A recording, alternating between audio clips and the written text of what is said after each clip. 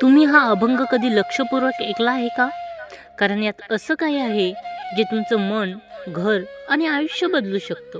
जय जय रामकृष्ण हरी. मित्रांनो, घरात सगळं ठीक असतं, पण मन मात्र शांत नसतं. कधी कारण नसताना तणाव येतो, कधी घरात छोटी छोटी भांडणं होतात आणि कधी वाटतं काहीतरी कमी आहे जीवनात. पण तुम्हाला माहिती आहे का, फक्त 2 मिनिटांचा एक अभंग तुमच्या घरातली ही सगळी नकारात्मक ऊर्जा बदलू शकतो. हो, सकाळी उठल्यावर जर तुम्ही हा एक अभंग मनापासून ऐकला तर मन शांत होईल, घरात सुख शांती येईल आणि हळूहळू आयुष्यही बदलायला लागेल. आज मी तुम्हाला असा एक अभंग सांगणार आहे जो फक्त ऐकण्याचा नाही तर अनुभवण्याचा आहे. चला सुरुवात करूया विठ्ठल नामाने. मित्रांनो, अभंग सुरू करण्यापूर्वी एक विनंती. चॅनलवर जर आपण नवीन असाल तर कृपया चॅनलला सबस्क्राईब करा आणि कमेंटमध्ये जय जय रामकृष्ण हरी नक्की लिहा. अभंग. उठा पंढरीनाथा जागा पांडुरंगा, भक्तांवरी कृपा करा दया करा. नाम घेता तुझे शांत होई चित्त, विठ्ठल विठ्ठल म्हणता निघती सर्व दुःख.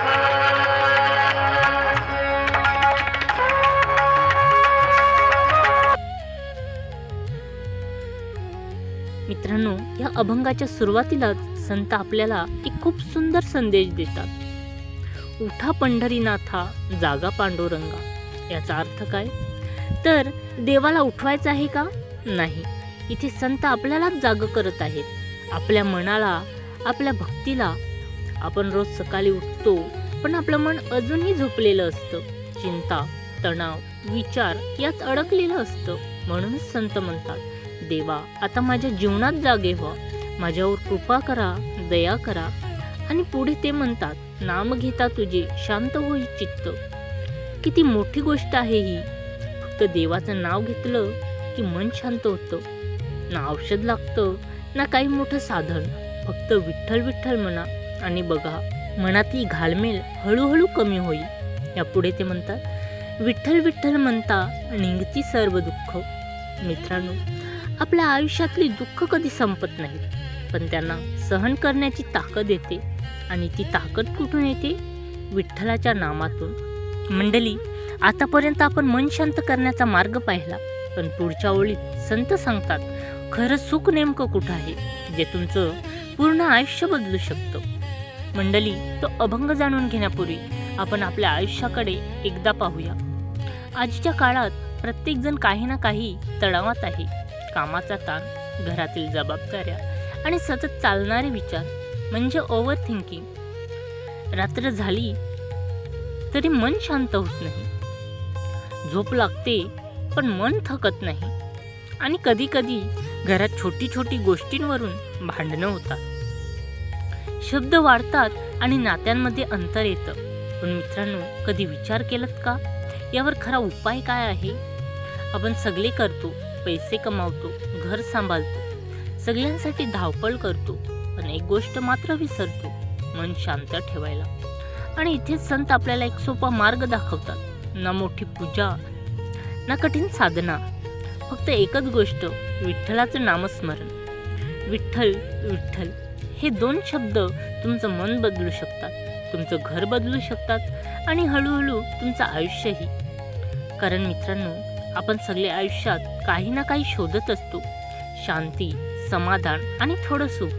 पण खरं सांगू का, हे सगळं बाहेर नाही, ते आहे फक्त एका गोष्टीत, विठ्ठलाच्या नामात, भक्तीत. विठ्ठलाचं नाम म्हणजे मनासाठी एक औषध आहे. जसे शरीर आजारी पडलं तर आपण औषध घेतो, तसं जेव्हा मन थकलेलं असतं, विचारांनी भरलेलं असतं, तेव्हा विठ्ठल विठ्ठल हेच त्या मनाचं औषध बनतं. मित्रांनो, रोज फक्त 2 ते 5 मिनिटं जरी मनापासून नाम घेतलं तर हळूहळू तुम्हाला जाणवेल, मन शांत होतंय, राग कमी होतोय, विचार स्पष्ट होत आहेत आणि सगळ्यात मोठी गोष्ट, आपल्या आजूबाजूची एनर्जी बदलायला लागते. घरातली चिडचिड कमी होते, वातावरण हलकं होतं आणि नकळत घरात सुख शांती येऊ लागते. म्हणूनच संत सांगतात, मोठं काही करायची गरज नाही, फक्त मनापासून विठ्ठलाचं नाम घ्या, कारण खरं सुख आहे विठ्ठलाच्या नामात. आणि मित्रांनो, ही फक्त बोलण्याची गोष्ट नाही, याचा अनुभव अनेक भक्तांनी घेतलाय. मी तुम्हाला एक छोटीशी गोष्ट सांगतो. एक साधा माणूस होता.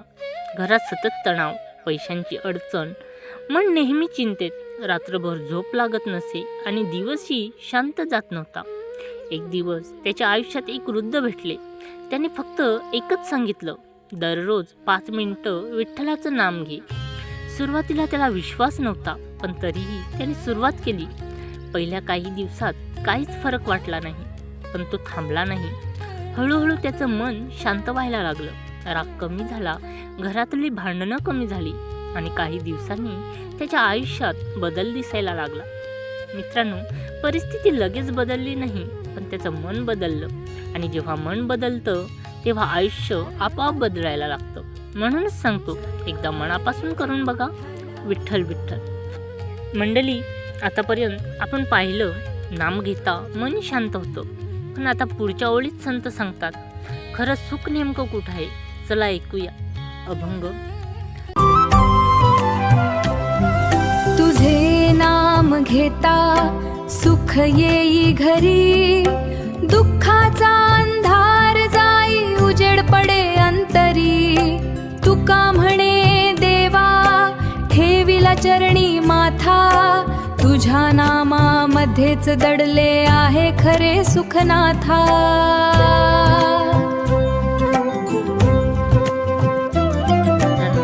आता या ओळीमध्ये संत आपल्याला खूप मोठं सत्य सांगतात. तुझे नाम घेता सुख येई घरी. याचा अर्थ काय? तर फक्त देवाचं नाव घेतलं की घरात सुख येतं. पण हे सुख म्हणजे फक्त पैसा नाही, तर मनाची शांती, नात्यांमध्ये प्रेम आणि घरातला आनंद.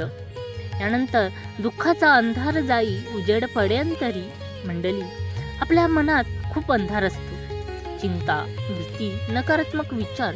पण जेव्हा आपण विठ्ठलाचं नाम घेतो तेव्हा हा अंधार हळूहळू नाहीसा होतो आणि मनात एक शांत सुंदर उजेड निर्माण होतो. आणि शेवटी संत म्हणतात, तुका म्हणे देवा ठेविला चरणी माथा. मंडळी, म्हणजे काय? तर पूर्णपणे देवाच्या चरणी स्वतःला समर्पित करणे. देवा, आता सगळं तुझ्यावर सोपवलं. यानंतर तुझ्या नामामध्येच दडलेलं आहे खरी सुखनाथा. हीच खरी गोष्ट आहे. मंडळी, आपण आयुष्यभर सुख शोधत राहतो, पण ते बाहेर कुठेच मिळत नाही. खरं सुख आहे फक्त देवाच्या नामात, विठ्ठलाच्या नामात. म्हणूनच एकदा मनापासून विठ्ठल विठ्ठल म्हणा आणि हा अनुभव स्वतः घ्या. मित्रांनो, जर तुम्हालाही अनुभव घ्यायचा असेल, मनाची खरी शांती अनुभवायची असेल, तर दररोज सकाळी हा अभंग नक्की ऐका आणि मनापासून विठ्ठल नाम घ्या. आणि जर हा व्हिडिओ तुम्हाला आवडला असेल तर लाईक करा, कमेंटमध्ये विठ्ठल लिहा आणि अशाच भक्तिमय व्हिडिओसाठी चॅनलला सबस्क्राईब करा. मिळूया लवकरच पुन्हा एका नवीन विषयावर. तिथपर्यंत पाहायला विसरू नका सनातन धर्म, जिथे आहे भक्ती आणि माहिती. जय जय रामकृष्ण हरी.